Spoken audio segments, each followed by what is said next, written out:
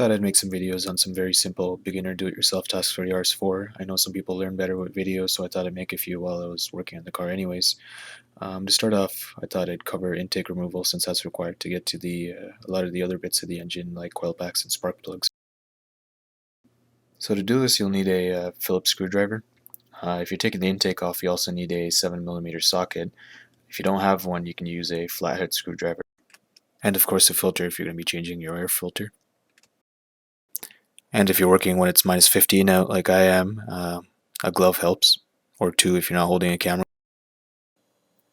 So the first thing you want to do is remove one of the air intakes going to the airbox. So to do that, you just remove these two screws at the front.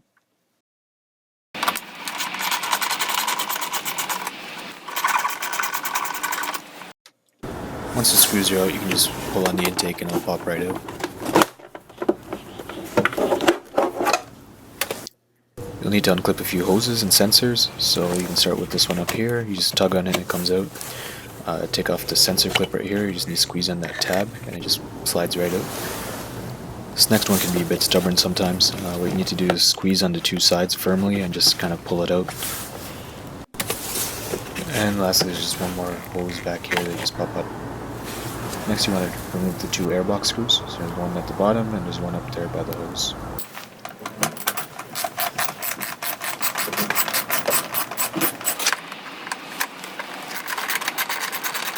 Just keep in mind that these screws don't come completely out. You just want to pull them enough to separate the top part of the airbox from the bottom.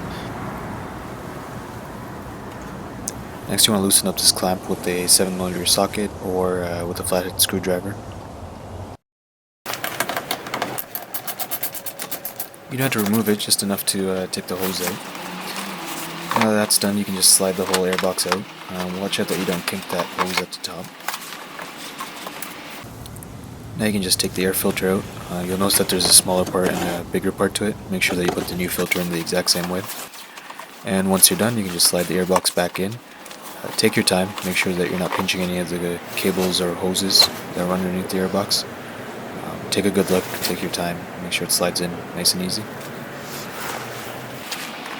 Once you're sure everything's lined up and ready, you can just put the screws back in. The threads are plastic, so make sure that you're a bit careful here that you don't accidentally ruin the thread. Now you can just go ahead and plug all the hoses and wires back in. It's just pretty straightforward.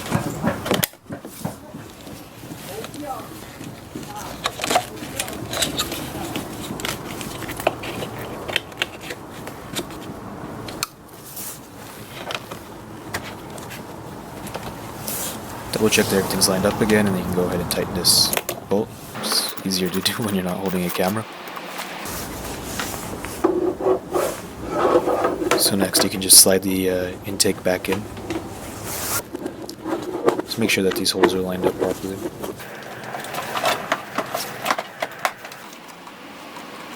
You'd want to walk these threads in by hand because it is plastic again, so it's easier to just walk it in and make sure it's threaded properly before you tighten them down. And there you have it.